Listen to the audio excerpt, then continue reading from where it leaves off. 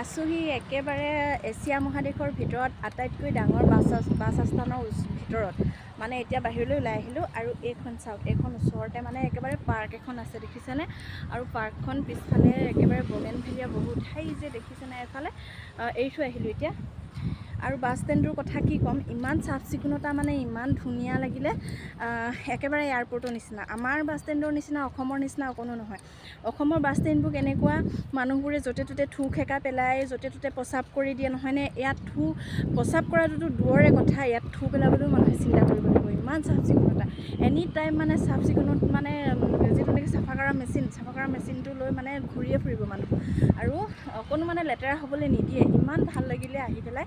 আপোনালোকক ভিডিঅ' আগবঢ়াম, আপোনালোকে দেখিলে নিজে বুজিব। আৰু নক'বই এইটো যে মানে বাছ ষ্টেণ্ড বুলি, আপোনালোকে নক'বই। একেবাৰে এনেকুৱা লাগিব যেন এইটো বাছ ষ্টেণ্ড নহয়, এয়াৰপৰ্টৰ ভিতৰত। আমাৰ নিজৰে মানে ফিল হৈছে যেন এয়াৰপৰ্টৰ ভিতৰত আছোঁ, তেনেকুৱা মানে ফিল আহি গৈছে। ইমান মানে চাফ চিকুণতা, বাপৰে! আপোনালোকে যেতিয়া দেখিব তেতিয়া নিজে বুজিব। আৰু ওচৰতে যেতিয়া আছে, একেবাৰে কেম্পৰ কাষৰতে বুলি ক'লেও বেয়া নহয়। ৩-৪ কিলোমিটাৰমান আহিলে পায়, ৩-৪ কিলোমিটাৰ নহয় চাগে দেই। ইমান ওচৰতে আছে যেতিয়ানো কিয়নো এৰি থৈ আহোঁ, নহয়নে? চাই থৈ যাওঁ বোলো, আৰু কেতিয়াবা আহিবলৈ পাওঁ।